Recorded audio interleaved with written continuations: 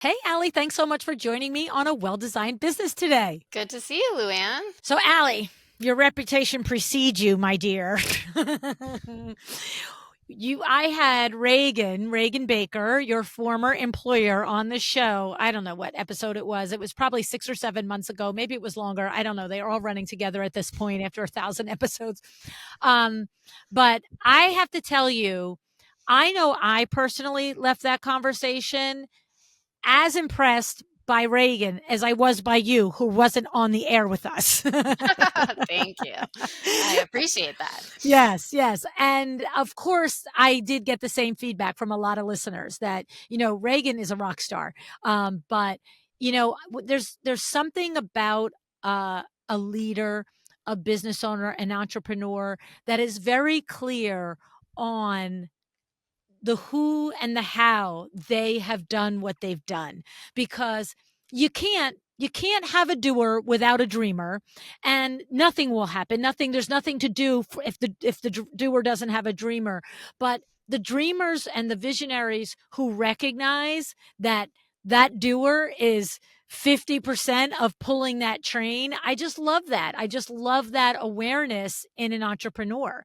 And so she really did show us, her leadership ability by just saying, "Yeah, Allie, yeah, come on, let's do this." And I remember her saying, I don't remember the exact words, but I remember her saying, and I remember, you'll correct me if I remember it wrong, but it was like, and wanted more money as a salary than I was actually paying myself at the time. I feel like, or close to what she was paying herself, right? Yeah, yeah. No, Reagan, she's a wonderful person, a really great business leader. And Yeah, I'm so happy that I still get to work with her in a different capacity these days. yeah, yeah. So yeah, we had a really great working relationship and accomplished a lot together over a 7-year period. So the thing is, you have morphed your business, and previously, when I interviewed Reagan, you were actually working for her. But now, Allie, you're in your own business. And it's interesting because as much as you were functioning as slash integrator, director of operations, business manager for Allie, because the business wasn't large enough at that time to have three separate roles. So you were doing a little bit between all seats. Now you're sort of your business, what I'm understanding, we're understand it through your conversation today, I'm sure, is almost a little bit more visionary, like advisory in that level. You're not in the weeds now. You understand the weeds, you know what the weeds need to be, but you're more advising people on these are the weeds that need to be chopped down and go do them, right? Exactly. Yes. So yeah, I call myself a business strategy and operations advisory. And I think, Mm, the interior design industry is so nuanced and there's so many details that a typical business advisor might not understand and therefore might not be able to provide guidance in a certain way or direction. So I think it's been a really nice niche in a lot of ways to know and understand the language and have done all the work myself at one point, but now I'm really helping to, you know, um, direct people in the ways where they need help. I love that. I love that line right there. You've done all the in the weeds. So you can sit there and have a conversation with the owner of a design firm or an architectural firm or a construction firm and say to them, you have nobody in the seat. Like, this is a whole list of jobs that need to be done in order for the projects to be better. And there's nobody managing this, nobody accountable to it, right? Exactly. And a lot Interesting. of what I'm seeing with, clients today is they they just need a little bit of direction. They're really smart and really have great ideas. It's really about being a sounding board and talking through how they're going to execute and what are some of the approaches that they can take to get where they want to go. I love it. I love it.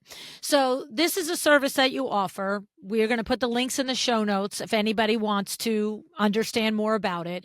Today, you're going to talk to us about how to get that next client, right? This is a big thing. It's like, how do we stack the pipeline? What do we do in our businesses so we're not finishing a project and then putting our head up and going, "Oh my God, is am I ever going to work again?" And if I had a nickel for every time I've had a designer say that to me, you too probably, right? Oh yes, it's something that should always be on people's minds because that's how you fuel the business, getting that Exactly. next client for Yeah. sure. It's funny because I think with um coming from Window Works where it's not 10 clients a year that are gonna make the business successful. It's, 100 clients a month. So, we had no option but to always be like, "Where's the next client? What are we doing?" There's no such thing as downtime. The slower the business is, the more we have to pound marketing, period, end of discussion, right? Whereas when you're a consultative type business like this, where 10 good clients could be the year or, even 20 good clients could be the year, I feel like and also the work is so much more detailed in the weeds, right? I feel like I've noticed in this industry as I've spent the up row front seat the last 8 years in it, is there is a little more not a little, there's just a greater tendency to be head down doing the work and not pick it up until we're like, "Oh, this is almost done. When's the next meal ticket coming?" And that's chasing things, right? Instead of being proactive, right? Yeah, that's a really it's hard when you're so busy to Yeah. take the time out of your day to explore relationships or be proactive about business development. And Yeah. you can't always just hope that the next person will knock on your door. No. Right. You have to work for it. So Yes. And you have 3 very specific things that you know are good strategies or ways to impact that ability to have the calls coming right, before you need them. So walk us through the 3 things that you have found in your experience running the design firms and now advising them, what they are. yeah. So the first thing that I would say is that it's so important to finish every project strong. I think that, sometimes designers and creatives, especially, get really excited about the concept phase and the design development phase. And then when it comes to executing and doing all of the project management, that can be a little bit less exciting unless of course you've put a really strong team in place and can do that together. But it's just so important that up until the very last moment, that the client is feeling really good about their experience. So I like to tell a story of when I worked for Regan Baker Design, we had a client who um, she she was a real estate agent. So this was a really important client. Real estate Mm. agents can refer Lots of you. refers. Yeah, Yeah. they're on the front lines with the people buying the houses that either need to be renovated or expanded. Um, so we were doing her installation, and we found this stack of loose papers, and we said it'd be really nice. It was in her office. We said it'd be really nice if we had some, filing folders for this. And so it's like taking that extra step to really think about like what does our client really need, and making them have that really just next level experience by thinking about everything as opposed to just dashing through and getting it done. Mm. So yeah, the first thing that I say is finish every project strong. If there's at the end of projects, there can be all these little pesky things that you just don't want to deal with. But if you leave that scratch on the table and you don't repair it, that's what the client thinks about when they think about their project overall. And they might get irritated when really you've done an amazing job throughout the entire process. So I think those clients want you to do well, and they want to be able to tell their friends and family about you, and that can be your strongest source of referrals. So Mhm. it's just so important to attend to existing clients and past clients and just make sure they feel really warm and fuzzy about Yeah. their experience overall. Well, and the thing is, I think first of all, 1000% agree with you. It's our best opportunity for the repeat client, for that client to hire us again for a second home or a different part of their home, or to refer us, because that's the end of the project. It could be all sunshine and roses, and if the back end is a hot mess, that's the memory that we're leaving them with. Okay. And the other thing about it is that I feel like, and you probably know it firsthand, you could probably line up 100 interior designers and window treatment professionals and say, do you think the way you finish a project impacts your ability to make future business? I guarantee you 100 out of 100 would say, oh, of course.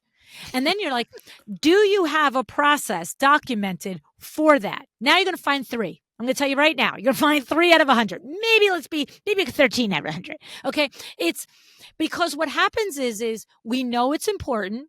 We think we do it.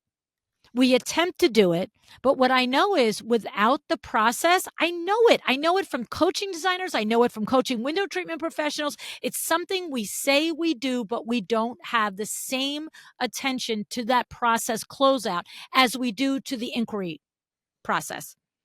And you are 1000% right. Like that scratchy table, yeah, that's a thorn in the side. It's every person that comes in and says, "Oh my God, this room is beautiful." Yeah, but I have a scratch on my dining room table and I've called them 5 times. Right. Yeah, And exactly. we've had it with trades. We've had it with trades. We've had the time that, I don't know, the painter's got to come back and do the touch up. But like he's there every day with his crew for 5 weeks. And now for 3 weeks, you can't get him to come back and just do the touch up after the movers were in. And you're just like, dude, just come back and finish.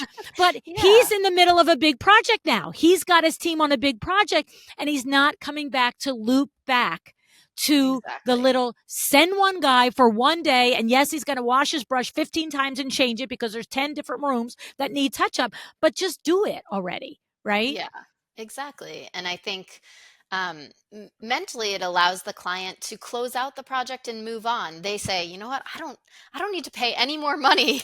Yes. And that's a good feeling for them and for you. I mean, to be able Yes. to take this person off of the books, it's a good feeling. And so I Mhm. think, yeah, it's Yeah. hard because you have new looming deadlines, but Yes. Well, yeah, that's what it is. It's not for lack yeah, of desire. caring. Yeah, Yes, or caring. It's just that now the next projects are ramping up and they're demanding. labor intensive. You're making first impressions over there, but it's illogical to have done 2 months or 2 years worth of building a relationship and a thing with a client to have the end of it. Like at window treatments, look, it's not the same as in depth as it is with interior design. But knowing that our last two contacts, if you're outside, it's Carlos. If you're inside, it's Billy. These are our A plus plus installers. And we have a very defined process from the day a job is installed. Like there's like down to colored paperwork. If it's like green paper means one thing, pink paper needs another, blue paper needs another. So if there is a piece of paper flying around WindowWorks and it's pink color, then everybody knows that that's a follow up that an installer has to do. And what's it doing on Kim's desk? Like it's that crazy. It's like that piece of paper has to go to Billy's desk. I love it. I love it. Right, right. And by Yeah, the way, here's what I know. As hard as you can, like we attempt to tie out problems at the end with a process, you're still going to drop the ball. You're still going to drop the ball, right? yes, it So if you don't happens. even have a process for it to begin with, how Yep, many balls are you dropping? yes, exactly. So what I love is that your number one strategy for creating future business is take care of the business that you have all the way to the end. Exactly, exactly. And like you said earlier, that might mean you're doing a second home for this person or um, a vacation home or whatever it may be.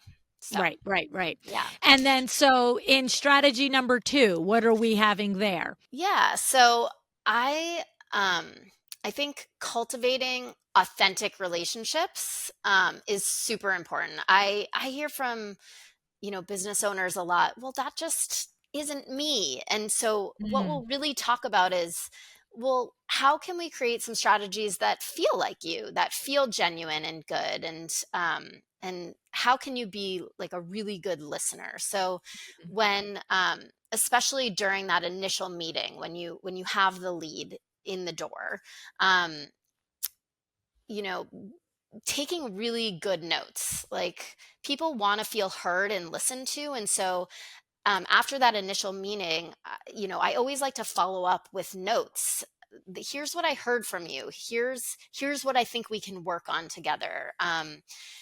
Just taking it one step further than here's what your scope is, but getting those little details that they mentioned down on paper. So if it's, I want a floral window treatment in my daughter's room, whatever it may be, just like right. really getting down to the nitty gritty details. But then also preparing for those interactions with people so that they do feel genuine. So I like to use the example, like, if you have a potential client, it's important that you look them up. I know that that might feel weird, but get to know them a little bit. Understand what their LinkedIn profile says. Do they like to play tennis? Is that listed on their LinkedIn profile? That's something that I like to do. How can we make a connection about that in a genuine way? Like, hey, I think anything that you can connect personally on and inspire conversation can be a really nice way to make that connection feel more genuine. Well, I mean, look, it's no you're interviewing each other, right? You're interviewing the client is interviewing you. And I mean, if think of the last time you interviewed a potential employee, if they were like, "Oh, I noticed that you were featured in, yada yada last month. That's super impressive." You're not like, "Oh my god, are you a stalker?"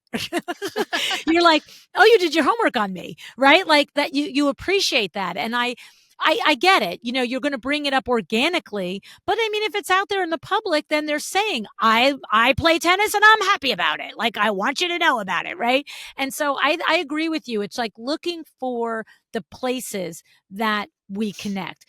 In window treatments, again, because the relationship is shorter, tighter, quicker, we teach the 7-step selling program. And of course, we've adapted it for interior designers as well. We teach it at Lou University. But the first step is the 1A, we call it the 1A phone call. It's the getting to know you phone call. We're not necessarily, we're not saying, do you want shades or drapes? We're not saying this. We're just like, hey, understand you're interested in this.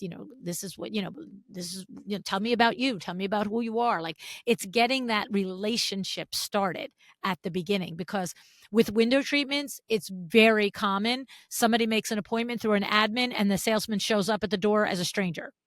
And so we're trying to change that in the industry. No, no, no. Don't show up as a stranger. Show up as an expert that they know already, you know? Yes, exactly. And Yeah, I remember I when I first started my business, the very first person that I reached out to be a potential client was someone that I had done a reference check with.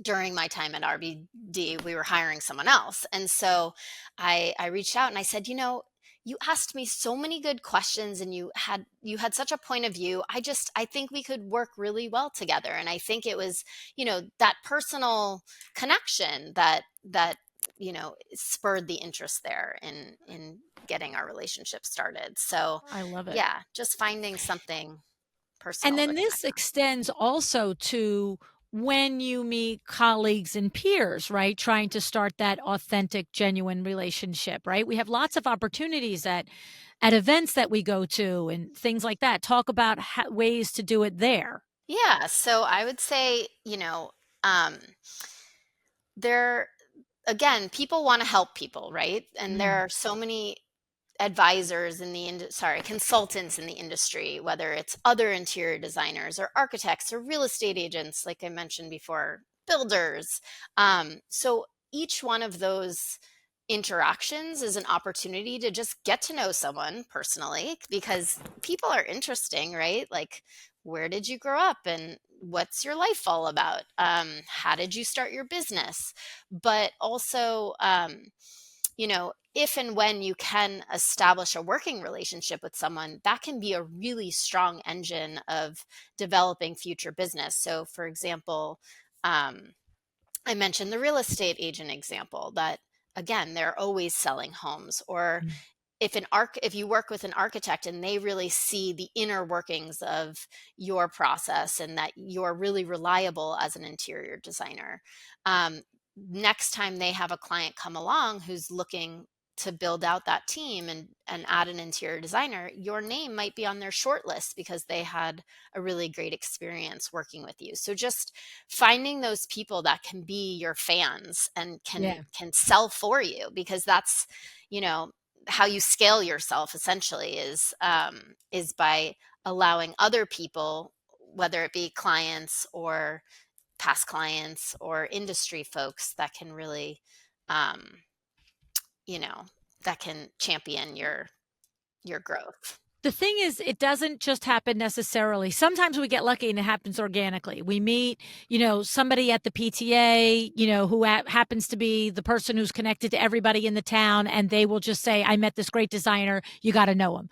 Or we meet an architect at a lunch and learn or something, and we hit it off, and that architect will naturally just reach back. And now all of a sudden, the relationship is off and running.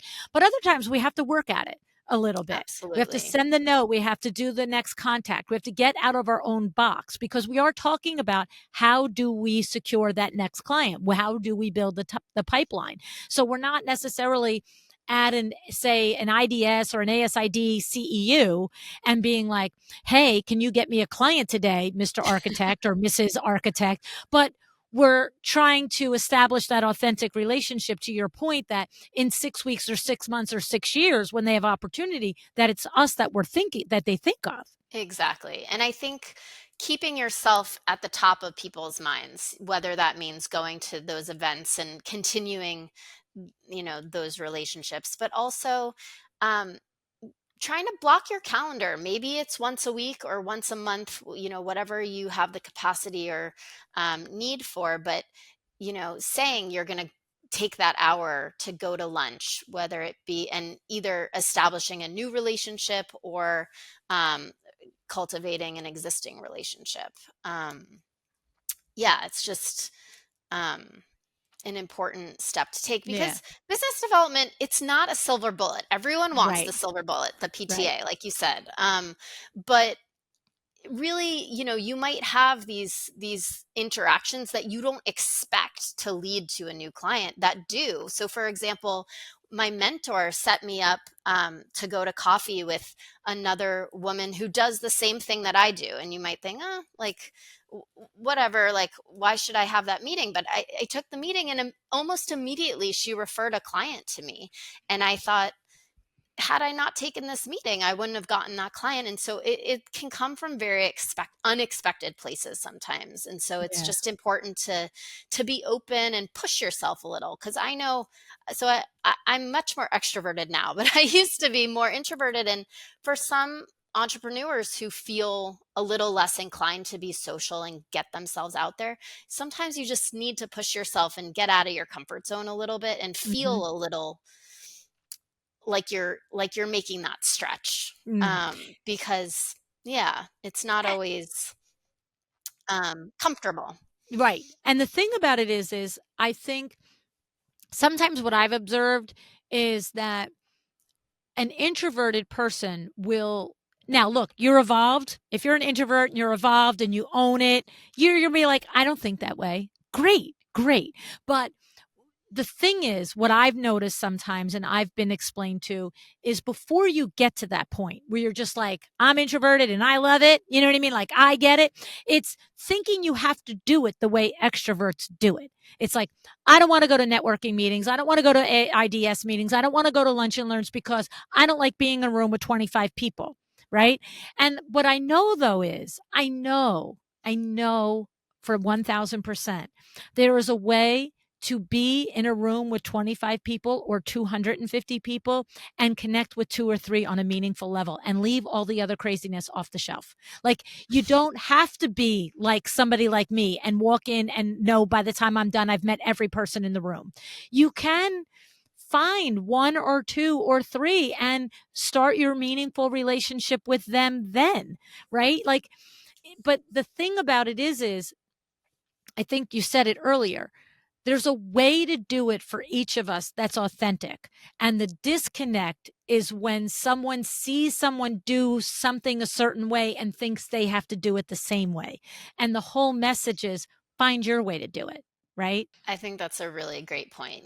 There's so much around social media these days around, oh, I have to be making reels and put myself out there and be a Right. personal brand. And that's not for everybody, and for the people that it is for, it works. It Right. totally works. But you're right. Like, I think it is so important to be authentic to yourself, because that's how, you'll Yeah. have success. Yeah. Yeah, Because the truth is, even as an extrovert, if I'm going to go to a meeting with 25 people, I'm going to meet 25, it's still going to come down to one or two that are going to become totally. the next level acquaintance relationship for me. You know what I'm saying? And so, what's the difference if I go in and meet everybody and somebody goes in and meets four people? Like, there's no Totally. net difference in that, right? The difference is if you don't, like you said, put yourself out of your box and you just Yeah. stay in your office and think, I wonder where the next client's going to come from. Well, I'm Totally. not And I sure. have I have a funny story where I signed up to go to a design social in Sonoma because I thought, oh yeah, like I'll meet some interior designers there. And I got there and I just was not in the mood. I just wasn't. And I went around, I kind of kept to myself and I took a bunch of brochures, and that was that. And that's fine. And when I got home, I there was this beautiful image. It was a flyer from Brooke Paragon Textiles, and so Oh, I emailed her from my work email and I said, I love this image. Like, would you consider selling it to me? And she put me in touch with her photographer. I ended up purchasing the image. And then I think 2 or 3 weeks later, she reaches back out to me and she said, I was looking at your website and I feel like I could really use your services. And I think that's like a perfect example of like the serendipity in just, being true to yourself and right. following your nose. And that day at the design social, I wasn't in the mood, but when I Yep. came home, there was this genuine attraction to her product that really um made me want to follow up. So And you yeah, took action on it. That's I the took action thing. and now That's she's the one of thing. my star clients. So Oh, that's yeah, awesome. I love that. yeah. I love that 1,000% because really, instead of like just kicking yourself in the butt, like just start talking, blah, blah, blah, you know what I mean? It's like there is always something some way. And so the whole point of it is that, step number 2 is building these relationships. You do it how it means and makes sense for you, but business is built on relationships and referrals are built on relationships. And I love that you use the analogy of meeting someone who kind of does what you do, right? It's so funny because obviously on this podcast, a gabillion episodes, how many Power Talk Friday experts, how many business consultants and coaches have I had on this show, right? Like it's got to be 50, 60, 80, 200 at this point. Like I would say it's 50 that are in a similar lane and probably 2 or 300 that are all across from SEO to website development to whatever. But there's 50 that are in a lane, but it's the person that resonates with Sandra Funk is probably not going to resonate with Tracy Connell, is probably not going to resonate with Claire Jefford or Nancy Ganscalfer, right? Like they might resonate as individual women speaking to them, having coffee and sharing a glass of wine. You're great ladies. But when it comes down to choosing one to work with, these four ladies are so different from each other. Like Right, right. legitimately in the way they present their services, in the way they deliver their services, in the things that they say their services give. But if you're just like, oh yeah, all business coaches to interior designers, you put them in a bucket, but they're not in the same bucket. And so for them, which they know with me, we all play in the sandbox or don't come in my sandbox, right? It's like we collaborate because somebody is going to get this referral and somebody is going to get that referral based Yeah. on the resonance, right? Totally. And I think there can be, as an entrepreneur, there can be this natural inclination to be competitive. But at the same time, um, if you surround yourself with wonderful people, you guys can benefit from each other. I know interior designers refer other designers all the Yes. time because they just don't have the capacity. And Or it's so, not their ideal client, but or it it's will not their be ideal for client, true. right. But it could be for somebody else. Yes. You know, so so yeah, it definitely it's always worth your while, to be a little bit bold and to ask for what you need too. I think can I add a point four? Because I feel like point two, being a world class listener and cultivating authentic relationships, is kind of bleeding into point three, which is around, having your trusted advisors and raving fans across the industry. But something that just popped into my mind, a point four, is just about and maybe I mentioned this already, but just the idea of asking for help, if it's from Mm, a client and you're saying, or a past client, you're saying, hey, we're expanding into this certain geography. Do you have any friends that are looking to build a vacation home? Or, you know, like, are you looking to build a vacation home? Just putting yourself out there and asking for help can be very powerful. And I think sometimes people avoid that because they don't want to seem desperate or like they don't have enough work. But really, if you position it in the right way, it can be, sort of showing your strength and your strategic thinking, and that might mm. that might be impressive. Or, like I was mentioning, this idea of meeting with other interior designers, telling them, hey, we're looking for more work. Like, we're wrapping up a few really big projects 6 months from now. So if you have anything that, you're not able to take on, we'd love to hear from them. I love it. It's funny because if you hadn't said, Allie, earlier in the conversation that when you went out on your own in your own business, you called that firm that you had called for a reference on somebody that Reagan and you were hiring over at her business, I'd be like, Allie, everybody says that they just call people and say, do you have any business for me? But nobody really does it. Like people like, that's a great tip, but like no one does it. But you did it. Like you literally sat there when you started your business and said to yourself, huh, that person and I hit it off together. And I don't know if she could use my services, but I think she probably could. And it's Yeah. funny because I'm thinking back to Dala Afawaris. She was on the show in 2019, I want to say, early 2019, like January, February of 2019, might have been end of 2018. And when she went out on her own, I forget the number, but it was something like 100 contacts that she made that she was like, she called every single like the business that she was at before. She called every single sales rep. She called every person she could think of and was like, I'm going out on my own. This is my specialty. I'm going into restaurant design. This is what I want to do.